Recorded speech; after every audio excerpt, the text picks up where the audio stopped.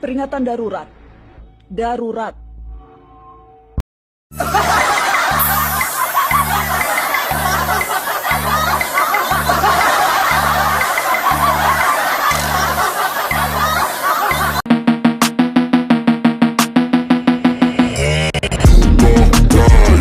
Surat terbuka untuk kepada yang terhormat Mbak Nana Shihab. Ini video untuk Mbak Nana. Mbak Nana adalah salah satu pembawa acara, salah satu orang yang memiliki acara di TV yang sering sekali saya tonton. Mau dari TV, mau dari YouTube, mau dari TikTok, itu selalu saya tonton dan tidak pernah saya skip. Bahkan jujur saya sangat mengagung-agungkan pola pikir Mbak Nana, kebijakan Mbak Nana, cara Mbak Nana berbicara. Tapi dengan potongan video yang lumayan panjang, yang lewat di FYP saya, lalu saya tonton, kok saya merasa sepertinya ada sesuatu yang janggal ya dalam diri Mbak Nana. Celetukannya Mbak Nana itu lebih ke bercanda atau sarkas, saya nggak tahu. Tapi kata-kata itu agak kurang elok untuk saya dengar di telinga saya, atau mungkin banyak di masyarakat pun juga terdengarnya kayak kok begini amat gitu. Untungnya presenter yang ada di sampingnya Mbak Nana itu langsung menyangkal omongannya Mbak Nana. Padahal saya tahu betul loh kalau Mbak Nana itu pasti tahu persis kalau Bapak Jokowi itu tidak nebeng dengan TNI. Bapak Jokowi itu dikawal oleh TNI karena selesai masa tugasnya selama 10 tahun Mbak Nana. Dan saya yakin Mbak Nana tahu dan paham akan hal itu. Siapa yang menyakitimu Mbak Nana? Hal apa yang akhirnya membuat Mbak Nana untuk menceletukan hal tersebut setelah Mbak Nana membuat peringatan darurat dengan Garuda Biru tersebut? Dengan beredarnya celetukan Mbak Nana akhir-akhir ini, belakangan ini, kok saya jadi gimana gitu ya? Mungkin bisa saya simpulkan yang darurat itu bukan Garudanya. Jadi bukan peringatan darurat atau bukan peringatan Garuda Biru gitu ya. Mungkin lebih ke darurat untuk Mbak Nana sendiri mungkin. Otak hebat, hati busuk, berbahaya. Pak, ini dia Pak, ini dia Pak. Pak, ini dia Pak orangnya Pak. Siapa yang setuju kalau ini maksud Pak Prabowo? Inilah orangnya, orang-orang yang otak hebat, ya pintar membuat keributan. Kita Ya pasti buat Najwa Shihab itu ya. Bapak politik identitas bangsa. Dan juga Ibu Sengkuniwati, punten sebagai Menteri Keributan Manusia dan Hewan. Kita ucapkan terima kasih banyak buat Pak Anies karena jasa Bapak yang harus dikenang sebagai membuat keributan antar umat beragama. Gara-gara tidak mendukung Imam Mahdi untuk menjadi presiden, saya dikatakan kafir oleh pendukung Bapak. Tidak perlu menjadi minoritas untuk dikatakan kafir, tapi cukup berbeda pendapat dengan anak-anak Abah. Kemudian terima kasih buat Nek Nana atas muslihatnya segala macam. Dengan ujaran kebencian, fitnah bersama medianya narasi, beliau sudah berhasil untuk membuat masyarakat kita benci kepada Pak Jokowi. Program beliau yang harus diingat yaitu program Paling hanya segelintir orang ya. Program ini bisa membuat orang-orang benci kepada Pak Jokowi. Tapi sangat-sangat disayangkan buat Ibu Sengkuniwati, program peringatan darurat ini tidak dilanjutkan ke part 2. Padahal di depan matanya sudah jelas-jelas politik dinasti. Kita ucapkan lagi terima kasih banyak atas jasa-jasa kalian, sekarang pergi. Inilah asal-usul si Ratu Nebeng seumur hidup yang selalu buat provokasi di Indonesia. Najwa Shihab itu ketika tes DNA, itu menarik. 50% hasil tes DNA dia bukan keturunan Arab, tapi malah keturunan India. Loh, 50%-nya. Ya. 30%-nya itu Afrika punya, jadi keturunan India Afrika, ya. Arabnya cuma 3%, ya. Itu Najwa Shihab loh, ya. Oh alah, ternyata ya si Ratu Nebeng seumur hidup ini hasil tes DNA-nya itu Ratu menunjukkan 50% keturunan peradaban. La ilaha illallah, jabang bayi. Pantes saja ya, dia itu mulutnya selalu sering buat gaduh dan provokasi. Ini yang ngomong ini loh ya Pak Ustadz loh ya, si duta peringatan darurat alias si Ratu Nebeng seumur hidup. Gimana menurut kalian loh? Sudah tahukah Ratu Nebeng kalau seumur sang hidup. Ratu Nebeng seumur hidup ini keturunan dari Perindapan? Ini yang ngomong Pak Ustadz loh ya, aku aja baru tahu loh ya. Sama, Mbak Nino, Bang. Aku juga baru makanya tahu. tuh loh ya, kalau punya mulut itu mbok yo dijaga agar kamu ini tidak selalu buat gaduh dan provokasi aja nangel-angel. Ya teman-teman, jumpa lagi bersama saya di Freddy Kako Channel. Ya, menyimak terkait dengan pernyataan-pernyataan yang sudah disampaikan melalui beberapa video tadi ya. Memang kita sebenarnya kesal ya melihat tingkah laku yang aneh dari seorang Najwa Shihab. Najwa Shihab yang kita kenal selama ini orangnya sangat bijak dalam melontarkan sebuah kata-kata dan juga narasi-narasi. Namun ketika detik-detik akhir menjelang masa kepemimpinan Bapak Jokowi sebagai presiden selesai, dia mulai bertingkah yang aneh-aneh. Sampai-sampai dia dijuluki Sengkuniwati, ya. Dia bahkan dijuluki Ratu Nebeng seumur hidup, ya. Kita tentu terkait dengan pernyataannya Bapak Presiden Prabowo tadi bahwa orang yang yang katanya pintar tetapi sering melakukan hal-hal yang tidak baik itu tidak bedanya sama orang-orang yang geblek, ya. Ada sebuah video yang menurut saya sangat menarik ya, di mana mereka membuat sebuah parodi seolah-olah Najwa Shihab itu dipulangkan ke daerah asalnya Yaman melalui jalur laut ya. Ini tentu membuat kita ngakak ya teman-teman. Najwa Shihab nebeng darurat. Kalau kita mendengar nama Najwa Shihab yang sedang santer akhir-akhir ini, saya sudah mengamati dan banyak mencoba ikut masuk ke dalam, karena saya juga ikut merasa sebagai bangsa, sebagai rakyat, atau sebagai orang pemerhati tentang keadaan sekarang. Nebeng dan darurat Anda tujukan, Anda maksudkan untuk siapa? Nah, sekarang senjata makan tuan, meludah ke langit jatuhnya ke jidat, menabur angin menuai badai. Yang nebeng itu sebenarnya siapa? Tuan. Sama dengan menunjuk. Satu ke sana, tiga ke kita. Satu lagi, hati-hati. Yang nebeng itu Anda. Bangsa Anda. Kami tidak nebeng. Dan kami bukan pewaris, kami perintis. Kami tidak merasa mewarisi negeri ini begini-begini, tidak. Kami tidak perlu keturunan ini, keturunan apa. Seperti saya, keturunan Batak. Ya nggak harus saya perlihatkan saya keturunan Batak, tapi saya tunjukkan kualitas keturunan Batak itu seperti apa. Ya, mantap Ketika abang. kita sudah disinggung, rasa, moral, adab, oh hati-hati. Dua kata tadi, darurat dan nebeng. Nebeng dan darurat, itu kembali ke Anda sendiri. Yang nebeng siapa? Negara siapa yang darurat? Nah sekarang, pembicaraan Anda diprotes sama semua orang. Anda terlalu merasa sih. Sebenarnya, kalau jadi public speaking, apalagi jurnalis itu, yang paling utama adalah kejujuran bercerita. Bukan kreasi, tapi narasi. Nah, narasi juga harus dilihat. Anda bercerita dasarnya fakta. Anda bercerita dari tempat, berarti Anda seorang narator. Bukan kreator, apalagi predator, provokator, otak kotor. Ya susah. Anda butuh mentor yang seperti saya. Sekali, saya ya, bukan jurnalis, saya bukan penulis, dan saya bukan siapa-siapa. Hanya orang yang biasa-biasa saja. Tetapi zaman sekarang, knowledge capability tanpa attitude tidak menjadi sempurna sebagai the gold triangle, behavior, attitude. Nah, tentang sebuah penyikapan, ini yang mahal. Ini yang mahal. Anda tidak pernah bagaimana menempati ruang waktu dan volume sehingga kapabilitas kita, kapasitas kita, attitude kita harus ditimbang dari segi pemaksudan dan peruntukan. Anda terlalu merasa eksklusif. Akhirnya apa? Yang lain termarginalkan. Jangan dong. Jangan menjadi domainer. Kita ini istilahnya general, komprehensif. Tetapi kalau memang kualitas kita eksklusif di dalam item menjadi sub-item, special item, ya kita menjadi jika maka otomatis kultur style kita akan hebat. Saya juga kalau mau dibilang, saya nggak punya sekolah.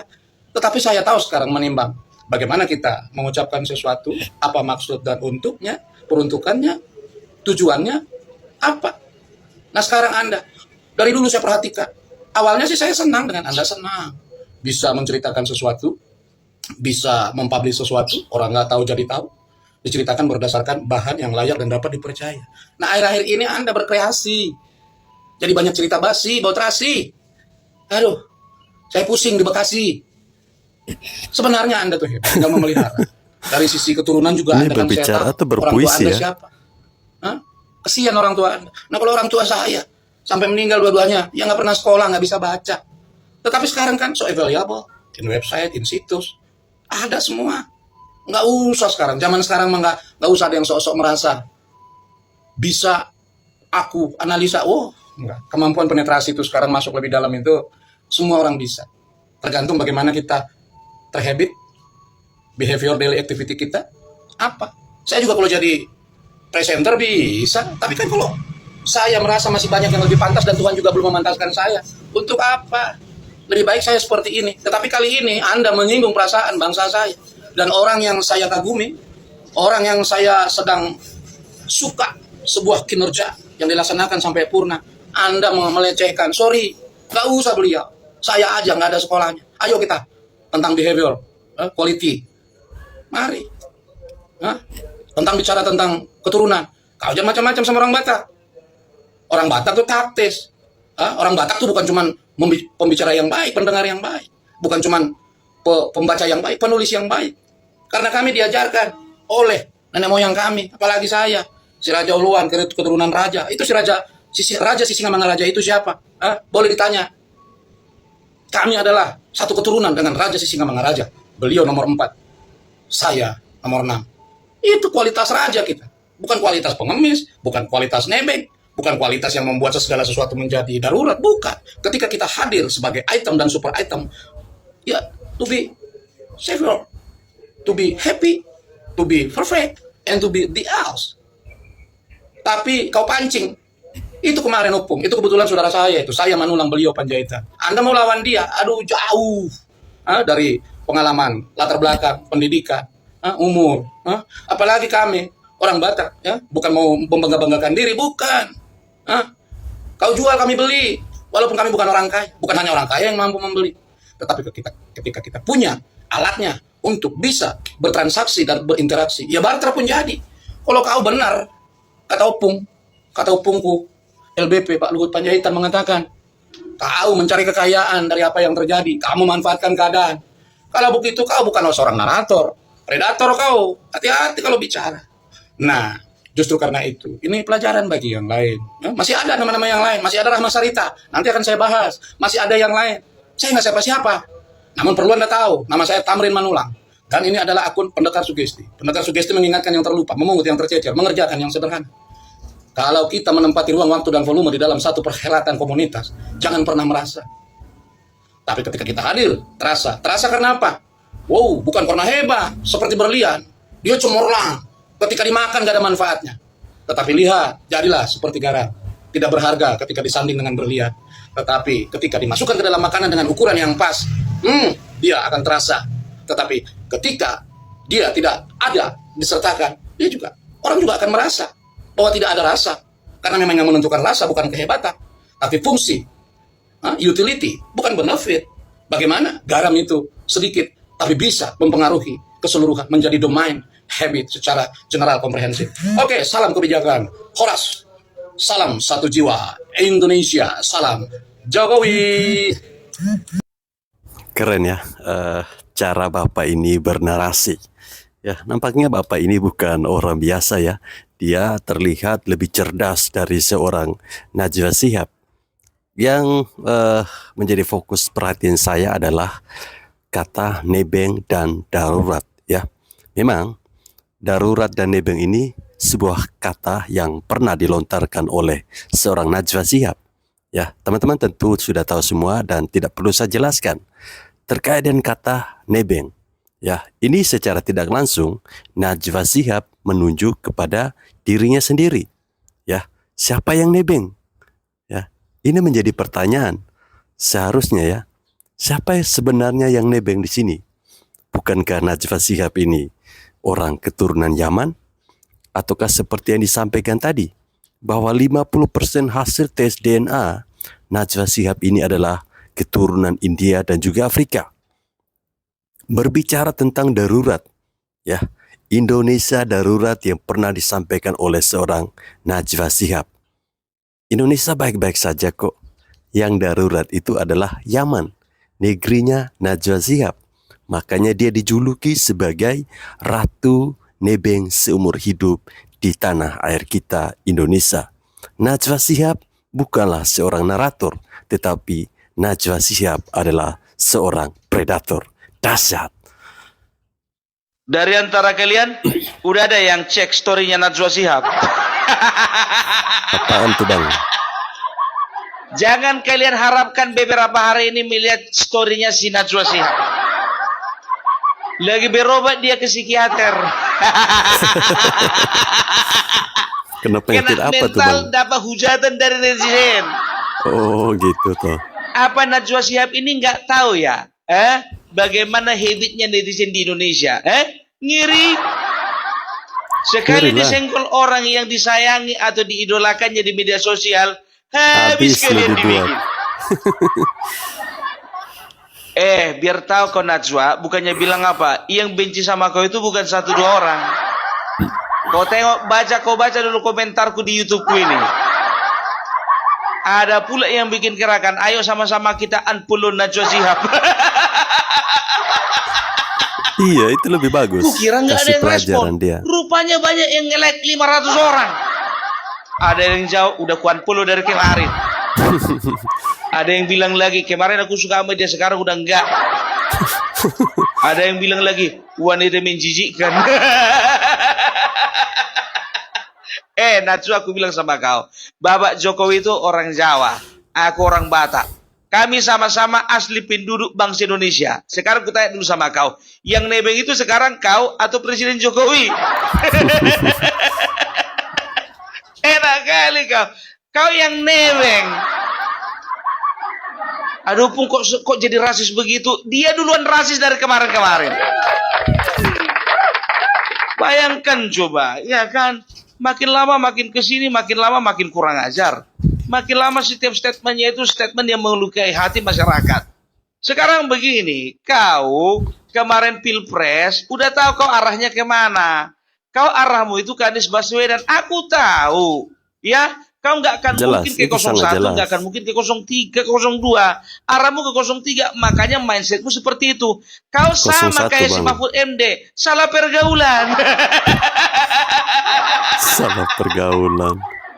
Kalau sempat kau misalnya tetap tetap kau bertahan di dalam prinsipmu, ya, tidak subjektif tapi objektif terhadap permasalahan di bangsa ini, kurasa biar tahu kau akan tetap menjadi presenter number 1. Iya betul. Dan tidak menutup kemungkinan, ya, kau yang akan jadi Menteri Menkominfo. Bukan Mutia Hafiz, ya kan? Bukan juga Nilo yang jadi wakil menteri, padahal dia kan juniormu. Ya, makanya aku bilang rugi kalau salah pergaulan. Sama kayak Mahfud MD salah pergaulan. Andai kata dia tidak nyonyor dari kemarin, kurasa menteri hukum itu di tangannya, biar tahu kalian. Ini enggak, mungkin dia merasakan PT UN bakalan lolos kan gitu. Katanya gila dia.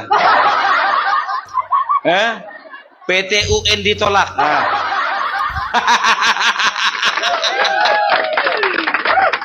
Jadi nggak tahu aku apa perbincangannya ini sama Anies Baswedan ya.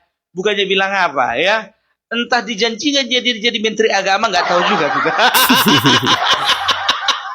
Menteri agama. Nggak lah, nggak jauh-jauh lah dari Menkominfo, ya kan? Cuman itu dia, harusnya kau Najwa, ketika kau mendukung seseorang, ya kan? Kau lihat dulu, ya kan? Yang mana yang potensial, mana enggak? Kau kan seorang jurnalis, udah bisa kau tanya kawan-kawanmu di lapangan. Siapa yang punya kans paling besar untuk menang? Ini kau framing kemarin seolah-olah Prabowo bakalan kalah. Kau lah kau di sana. Aduh, sekarang biar tahu kau, mikir-mikirlah kau ngundang-undang orangnya Prabowo. Ya teman-teman, ada sebuah pepatah mengatakan ketika kita bergaul dengan pencuri, maka kita akan menjadi seorang pencuri. Ketika kita berkawan dengan seorang penjahat, maka kita akan menjadi seorang penjahat. Ketika kita berteman dengan orang yang sukses, tentu kita akan kena imbasnya. dan kita pasti akan menjadi sukses. Pepatah itu tentu wajib atau ya wajib kita sematkan kepada seorang ratu nebeng seumur hidup, Najwa Shihab. Ya, semenjak Najwa Shihab bergaul dengan salah orang, akhirnya apa? Dia bukan lagi menjadi seorang narator, dia terlihat seperti predator. Ya, ini tidak bedanya seperti Prof. Mahfud MD. Kedua orang ini sama-sama banyak sekali disukai oleh masyarakat Indonesia. Tentu karena kita melihat rekam jejaknya mereka itu seperti apa. Namun karena kedua orang yang sudah saya sebutkan tadi salah pergaulan, ya jadinya seperti itu. Kelihatan sifat aslinya seperti apa. Ya, apalagi Najwa Shihab. Najwa Shihab, perubahan kelakuannya ini tentu saya melihat karena gagalnya ya si abahnya dia, Yohanis Baswedan, menjadi presiden. Ya, tidak mungkin Anies Baswedan itu menjadi presiden. Ya, karena dia membawa apa? Yang namanya gerakan perubahan. Lah apa yang mau dia rubah? Apakah dia mau rubah tanah air Indonesia menjadi tanah air Yaman? Ya, apakah seperti itu? Saya ingatkan sekali lagi untuk Anda Najwa Shihab. Anda di sini hanya nebeng. Ya. Ketika Anda mengatakan Bapak Jokowi nebeng, pernyataan itu tentu sangat menyakitkan hati kami, rakyat Indonesia yang masih mencintai Bapak Jokowi sampai hari ini. Ini perlu Anda catat. Jadi, jangan salahkan netizen ketika akan terjadi sesuatu dengan mungkin akun medsos Anda. Ya, itu namanya hukum tabur tuai. Apa yang Anda tanam, itu yang Anda petik. Selamat datang di era Soeharto versi Bapak Prabowo. Udah terjawab pelan-pelan kan kenapa Bapak Prabowo gagal 2 kali jadi presiden? Konten saya kali ini untuk Bapak Prabowo ya Pak. Kemarin saya udah buat untuk Mas Gibran, saya udah buat untuk Bapak Jokowi. Kali ini untuk Bapak Prabowo. Pak, saya boleh jujur nggak Pak? Maaf ya Boleh. Pak, 2 periode kemarin saya tidak pilih Bapak karena saya pribadi merasa Bapak kurang cocok dan keterbatasan saya, pengetahuan saya tentang ilmu, politik, Indonesia, hukum, dan segala macamnya. Di 2 periode kemarin itu saya hanya sekali mencoblos Bapak Jokowi karena di periode sebelumnya umur saya belum cukup Pak, tapi dalam hati saya juga memilih Bapak Jokowi. Sekarang saya udah belajar tentang politik, tentang Indonesia, sedikit banyaknya loh Pak. Dan kemarin dari 3 calon, 3 paslon yang disuguhkan, saya langsung memilih Bapak Prabowo. Waktu kemarin masa-masa kampanye pemilu itu loh Pak, bahkan dari sebelum masa kampanye saya itu sudah mendukung Bapak. Saya buat banyak konten tentang Bapak, tapi saya dibilang saya buzzer, dibilang saya komunis, dibilang saya mendukung pelanggaran HAM, dibilang saya ini, dibilang saya itu, tapi saya tidak peduli Bapak. Saya tetap memilih Bapak Prabowo. Dan saya memilih Bapak bukan karena FOMO ya Pak, bukan karena Bapak gemoy, bukan karena saya ikut-ikutan teman, bukan karena saya ikut-ikutan orang tua. Bahkan saya dan orang tua saya dengan pasangan saya pun kita berbeda pilihan loh Pak. Dan sepertinya saya tidak menyesal sudah memilih Bapak gitu ya Pak. Dan semoga perasaan saya terus seperti ini. Saya rasa omongan Gus Dur terhadap Bapak Amin, bahwa ya. Bapak Prabowo adalah orang yang tulus dan ikhlas untuk bangsa negara Indonesia ini, menurut saya itu benar. Terlihat dari Bapak yang pantang menyerah, terlihat dari Bapak yang masih mau belusukan, terlihat dari Bapak cara Bapak memberikan kasih sayang ke Mayor Teddy, ke masyarakat dan lain-lain. Etika Bapak ke Bapak Jokowi, etika Bapak Prabowo waktu memasuki istana dan lain-lainnya Pak. Sekarang ngerti kan kenapa banyak banget yang tidak setuju bahkan tidak suka dengan Bapak Prabowo kalau Bapak jadi presiden. Pak Prabowo tuh sapu-sapu bersih-bersihnya tuh pakai merek apa ya Pak? Kayaknya saya butuh beli juga Pak, cepet banget loh. Dan buat kalian ya guys, kalau pemerintah sudah bebenah untuk pemerintahan di Indonesia, kita jadi masyarakat juga harus bebenah. Jangan lagi jadi SDM yang rendah. Dijaga dan dimanfaatkan apapun fasilitas yang sudah diberikan oleh pemerintah. Malu masa Sepakat. jadi masyarakat cuma bisa nuntut ini, nuntut itu, apapun maunya gratis, apapun maunya potongan, apapun maunya diputihkan, apapun maunya dipulihkan. Ya malulah. Ayo dong, ini pemerintah kan lagi semangat-semangatnya nih membuat kabinet baru, memajukan bangsa Indonesia. Kita juga sebagai masyarakat jangan lagi menjadi SDM yang rendah.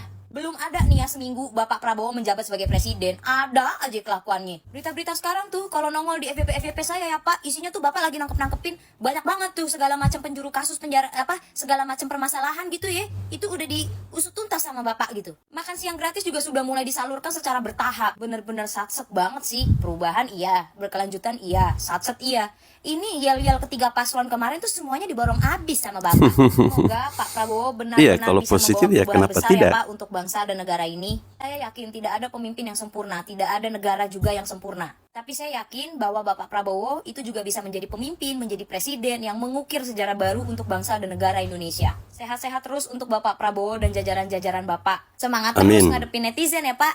Ya, berbicara tentang kepemimpinan Bapak Prabowo, ya, sikap atau sifat kenegarawan dari seorang Prabowo Subianto tentu mengingatkan saya akan pernyataan almarhum Gus Dur ya, bahwa orang yang paling tulus mencintai bangsa ini adalah Prabowo Subianto, dan Prabowo Subianto akan menjadi presiden di masa tuanya. Wow, keren ya. Bapak Gus Dur sudah meramal itu dan terbukti. Dan sekarang Kabinet Merah Putih sudah mulai bekerja. Kita sebagai orang yang mendukung pemerintah ya tentu harus tetap support, memberikan dukungan, persetan dengan omongan-omongan orang yang mengatakan kita baser ya. Terus terang kita ini membela pemerintah ya, kita bukan dibayar ya, kita cukup menikmati apa yang sudah dibuat oleh pemerintah ya. Pekerjaan Bapak Prabowo sebagai presiden tentu tidak mudah, tidak seperti yang dibayangkan oleh Amin Rais ya, tidak seperti yang dibayangkan oleh Refli Harun, Said Didu, Faisal Assegaf ya, dan juga teman-temannya, apalagi Roy Suryo. Dan saya mengutip apa yang disampaikan oleh si Mbak Cantik tadi, bahwa tidak ada pemimpin yang sempurna. Betul, karena kita ini manusia. Kesempurnaan itu hanyalah milik Tuhan. Sepakat ya teman-teman? Selamat siang Indonesia. Video ini saya beri judul Najwa Shihab dan Rahma Sarita, belajarlah dan ikutilah jejak Mutia Hafid. Beredar di beranda TikTok saya beberapa akun TikTok yang memperdengarkan suara Najwa Shihab yang mengatakan pada tanggal 20 Oktober 2024 pasca purna tugas setelah memimpin Indonesia 10 tahun, Presiden Jokowi terdengar suara Najwa Shihab nebeng pesawat angkatan udara kembali ke Solo. Aduh, Najwa. Lalu yang kedua, beredar juga bagaimana Rahma Sarita ikut demo-demo menjelek-jelekkan Bapak Presiden Jokowi. Kita mengetahui bahwa dua wanita ini adalah presenter televisi beberapa tahun yang lalu ya, presenter berita, dan menurut saya mereka orang-orang yang bagus. Najwa Shihab bagus, Rahma Sarita bagus untuk mempresentasikan berita-berita yang menarik lah begitu. Nah herannya, mengapa mereka begitu tidak suka kepada Presiden Jokowi dengan mengatakan nebeng, yang satu harus diadili. Begini loh, kalau memang kalian berdua punya bukti kesalahan Presiden Jokowi dan itu fatal melanggar undang-undang, ayo lapor, berteriaklah secara konstitusi. Jangan di jalan-jalan begitu, tidak bernilai hukum ya. Kalau memang ada bukti, tapi kalau tidak ada bukti, ya ngapain kita keluar-keluar gitu. Itu sama dengan menurunkan nilai mbak-mbak berdua yang sebetulnya cukup tinggi di mata masyarakat Indonesia. Dengan keluar-keluar di tempat yang tidak sah dan tidak resmi secara hukum begitu, nilai Anda merosot, jauh tergerus nilai Anda ya. Karena itu saran saya, belajarlah dan ikutlah jejak Mutia Hafid, sama-sama presenter televisi ya. Sekarang beliau menjadi salah seorang menteri di Kabinet Merah Putih. Bagaimana dia pernah bertarung anggota DPR dulu kalah, pernah bertarung menjadi wali kota di Binjai kalau tidak salah Sumatera Utara juga kalah. Tapi dia mengikuti jejak terus, ikut proses, dan akhirnya menjadi anggota DPR dan sekarang menjadi menteri. Ini wanita yang cerdas. Mutia Hafid dulu bagus, nilainya juga tinggi ya. Sempat ditangkap oleh kelompok-kelompok teroris di Timur Tengah sana. Alhamdulillah, puji Tuhan, dibebaskan. Punya pengalaman hidup yang luar biasa dan patut ditiru dan dicontoh. Jadi Mutia Hafid nilainya yang dulu sudah bagus sebagai seorang presenter, dengan rekam jejak yang seperti hari ini, makin tinggi nilainya di mata masyarakat Indonesia. Termasuk saya secara khusus menilai Mbak Mutia Habib itu tinggi karena perjuangannya, ya. Jadi Najwa Shihab dan Rahma Sarita, saran saya, ikutilah jejak Mutia Hafid, belajarlah dari dia, ya. Terima kasih. Guys, nih kita lihat nih postingan dokter tipu yang terbaru nih. Nih kita baca. Dokter tipu Musuh bersama apaan itu lagi? namanya Fufu Fafa, bukan Presiden Prabowo. Bahkan sekarang semua kekuatan harus mendukung beliau. Karena ancaman kudeta 2027 nih, ingat nih ya. Nih kata-katanya saya ulang lagi. Karena ancaman kudeta 2027, ancaman sabotase program, ancaman adu domba dengan buzzer yang sekarang terus digerakkan, percayalah, konsolidasi kekuatan menuju Presiden Prabowo akan dilakukan para elit tak lama lagi. Nah, kemudian di bawahnya kita lihat Mas Anies Baswedan akan merapat ke Presiden, Mbak Puan Maharani dan PDI Perjuangan akan merapat ke Presiden, Mas Ganjar Pranowo dan Pak Mahfud MD akan merapat ke Presiden. Demikian juga tokoh-tokoh yang lain.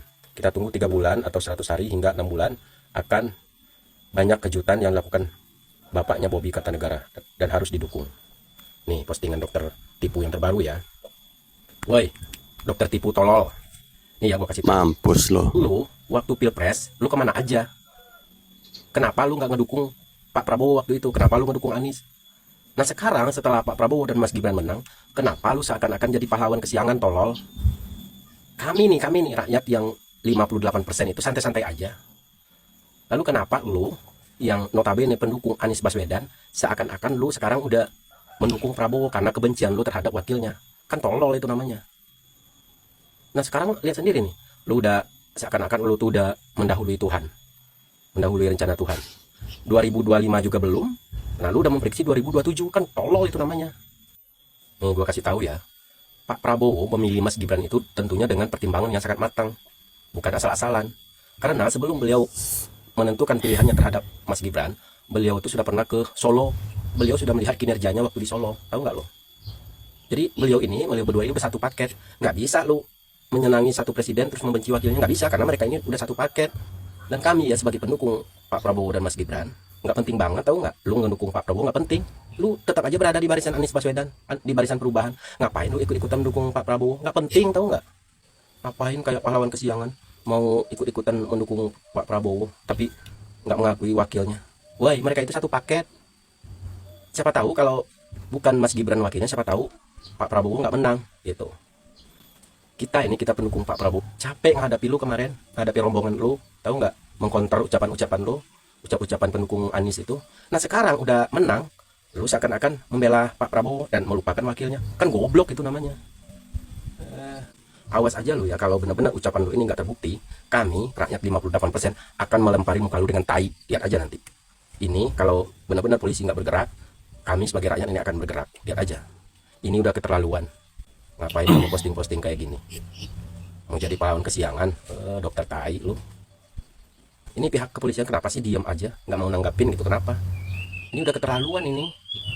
Udah nggak sewajarnya ucapan dokter kayak gini, udah nggak sewajarnya.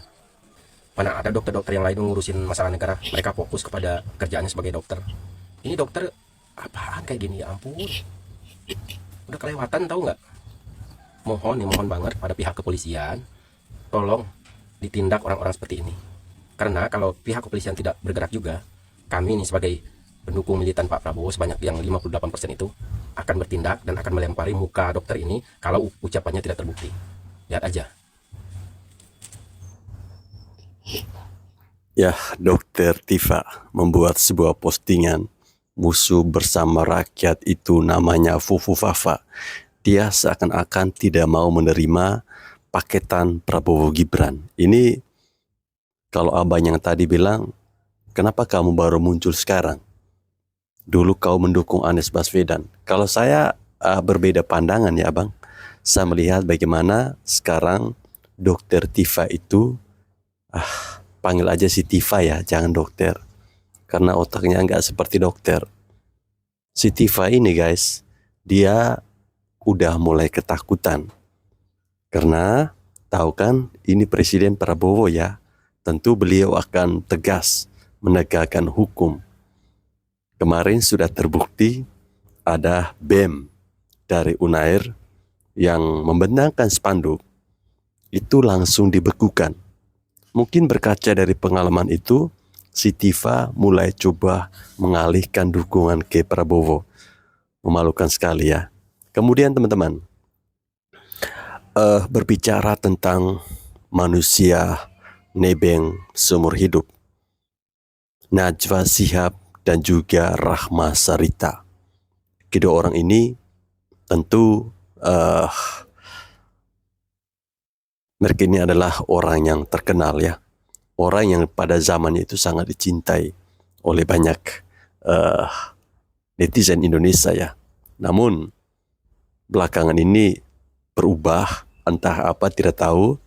Karena seperti yang tadi saya sampaikan, ini mungkin karena mereka sudah bergaul dengan orang yang salah, maka sikap dan tingkah lakunya juga ikut salah. Akibat bergaul dengan Amin Rais seperti ini, mereka nampaknya tidak mau menerima tentang hadirnya pemimpin-pemimpin muda. Mereka tidak mau, makanya banyak bacot.